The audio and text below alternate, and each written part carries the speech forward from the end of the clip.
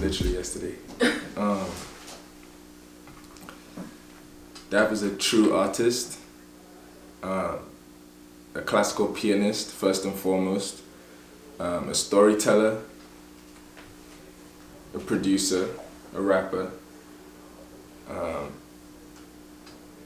and a human being above all else. The first time you contact with music?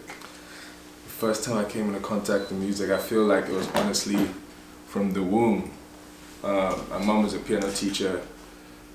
My whole family is super musical. Like my mom always hides information from me because I'm the youngest sibling. But I'm the youngest in the house, period. So I feel like they don't tell me things. But I just found out like a year ago that my mother's grandmother was the first like woman in I think like a theater production, like a play or something in her village in somewhere in the east, like Cross River or something. I forget the details, but she just told me that recently. So like music has really been in my bloodline all the way down, like throughout my dad's side as well. My dad is the only one in my immediate family that doesn't play an instrument, but he has a bigger music library than all of us put together. Like I'll be in the car with my dad and he'll start bumping Chief Keef and I'm just like, So you talk about how music is in your bloodline, and you talked a little bit earlier about when you went to Lagos and you had the chance to perform with your sister, and you've also talked about growing up having music in your home. How has that influenced your relationships, and what was that experience? I guess like being able to perform with her when you went home. Oh man, like you mean my relationship with my family? Man, that was a crazy experience. Like that was like one of the craziest experiences I've had as a musician. Not even as so much performing with my sister, because I feel like she taught me everything I know. Like there's a song on my most recent album called Heroes and Heroin where I talk about her putting me onto, like when I was 5 years old, from then onward putting me onto all that same music I mentioned, like BBC Winans, all the Motown music and hip hop. Like first time I really interacted with hip hop specifically was probably Shaka Khan Through the Wire, and then she played me Kanye's Through the Fire. I got that the wrong way around. Shaka Khan's Through the Fire, Kanye West Through the Wire. And also Stand by Eminem. Like those are the two distinct memories I have of like, oh, this hip hop thing that's when I realized that this is a thing. But to me, she's the GOAT. She's like one of the best artists I've ever seen in my life. Like we think the same way. We care about harmonies, like chord progressions, like the real like building blocks of great music, like classic music. And that performance at home, that's the first time. I think that's my first like headlining show, like my first solo show in Nigeria. And that's also the first time my mom has seen me perform a full show ever. The rise of this new African scene, like this return to the roots type situation where people are grabbing and like talk about cultural appropriation at its height too, to some extent. It's somewhat flattering, but at the same time sometimes it gets kind of a little bit slightly problematic. So what are your thoughts really on the whole thing? And then this whole like the attention just being on Africa and the movement Nigeria especially being the Alta scene. I think it's interesting because I think there's been this separation between the sort of 1% of wealthiest Nigerians that live in their tiny bubble and then the rest of the country. And I think the mainstream artists kind of end up being what bleeds to the rest of the country.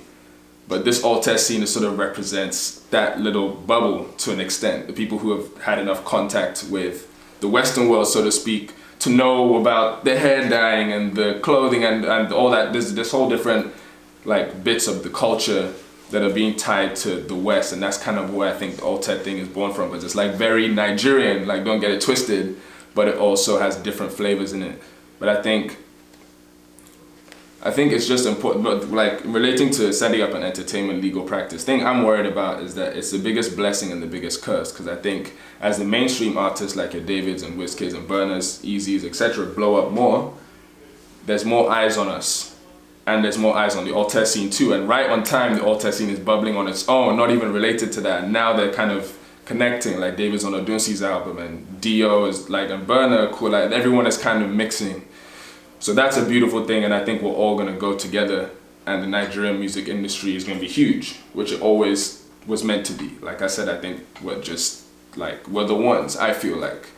On the other hand though, it does mean that there's a lot of people snooping around trying to snatch up all these artists one by one, like, because they know what it is over there, because we're still trying to deal with the alter scene, their weird kids, their culture, their spoiled kids, whatever. So there's that divide in the country itself already.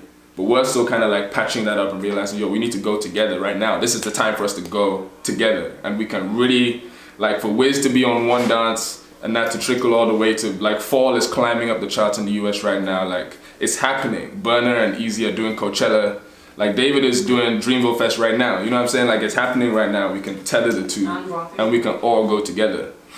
But I think they also can see that happening slightly earlier than us, which is why all the scouts are already in there trying to sign all these kids, and people don't have the information to protect themselves. So they're signing those same 360 deals, those same masters and publishing and all of that. That's a big reason why I'm in law school, because I don't want to sign away my masters in publishing. Because again, it comes down to discipline and time. I'd rather keep my masters in publishing, be in school, have less time to create, but know that the little time I have to create when my back's against the wall, if I create enough quality and put it out with financial backing that I provide for myself from my legal salary, then I own everything and I'm gonna make, there's no percentages being cut from my income, you feel me? Mm-hmm. So I think that's my fear, is that the moment we get there is the same moment when the theys just come and take everything. Yeah. You know? Yeah. But I think it's the most incredible thing, and I think especially, like, shout out to Santi and Odunsi, I think those two in particular. And I love, like, Dio's album. I still run Dio's album all the time. Like, I love Butter. I think Butter is one of the most intelligent, not only artists but businessmen in the industry. Like, I think Butter and Easy are similar in the way they maneuver, like, their visuals tied with their marketing and their rollouts and everything. Like, it's very intentional. I appreciate intentional artists. I love, like, all of them across the board. Like, I hear a new name every day now. I feel like I just heard of Heist Rema. That is ridiculous. Yeah. Like, I keep hearing about new people all the time. I think it's amazing, but yeah, I think at the same time, like, there's just a lot of, it's a dirty industry, man. The entertainment industry, period. So that's my fear, and that's part of my motivation to, like, own my stuff and try and help other artists. What is, like, has been the most amazing piece of work you think you have produced? Like, what was the most amazing thing that you did that you feel like is the best thing that you've created? Yeah. Recent, maybe. If I go too far back, yeah. I think it is my most recent album, and I'm very proud to say that, because I think that's scary for a lot of artists when you have a great first piece of work or early piece of work, and then people kind of, like, attach themselves to that and don't want to let you grow. But I think the last project I put out, like, rivals, because people always tell me my first mixtape is called Goodbye For Never. That's my best project. But I think this most recent one, it came with a visual, a 16-minute visual as well, that me and my girlfriend directed and shot and filmed together, everything. So I think, like, at this age too, like, making that at 25, I was talking about very real things, you know, not that I wasn't before. Like, Goodbye For Never was the first time I really spoke about, like, Nigerian, like, government and politics, and, like, you know, my place in it, and my sort of separation being one of the wealthy kids, you know, who went to boarding school abroad and blah blah, and like being called an ajabata when I came home, and dealing with that kind of, like, juxtaposition. Like, I'm fully Nigerian, I have a Nigerian passport, I don't have citizenship in London or America, but I feel mad foreign in Lagos sometimes, you know. So dealing with that is really interesting, and, like, I think I touched on those things in my first mixtape, but the most recent one, like, is the clearest articulation, I think, of my feelings, like how I feel now, like being 25 and Nigerian, but having been in the US for 6 years and feeling more black than Nigerian sometimes, you know, like, it starts to wash away some of that identity, because it's just a crazy experience being an African American in this country. Any new music? New music? Yes, so all this collaborating I've been doing, why are you smiling? She knows. I've been working on Contract Thursdays Part 3. It's like a series I do. I put out a song every Thursday for a couple of weeks. So I've been working on that, and it's super collaborative. I got my sister on there. I've got all my boys I do music with in the States, like Soap, Tone, Nice, Jayara, who's Nigerian too. Like, he came up with everyone, like David, all of them when they were producing a 14 and first started out. He was one of the people in the mix too. and he's one of the best rappers I know. Period. Like,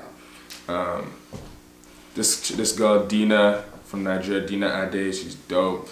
Like on IMDb vibes, like that kind of like jazzy, soulful voice. I'm also working on an Afrobeat EP. Like I've got Butter on there. I'm trying to get a lot more features on there, but right now I've just got Butter on there, and a couple others I need to finish up. And then I'm working on a short film as well. So it's really just trying to get. I'm planning for now till next summer at the moment, and like rolling everything out. So I know what has to get done, and there's so many hours to do it. It has to get done. That's it. I can't overthink it. Like I just go. So yes, Contract Thursdays Part 3, Afrobeat EP, and hopefully be out in the fall. I'm trying to shoot a lot of videos for that in Nigeria. I'm not trying to finesse it and shoot in a studio anywhere. I'm trying to be on the ground in Nigeria, like not just Lagos. I'm trying to travel to Abuja, to Kaduna, wherever I can get to safely, and it makes sense. I'm trying to get around and really shoot proper visuals, and then a short film hopefully in the spring of 2020 before I graduate law school.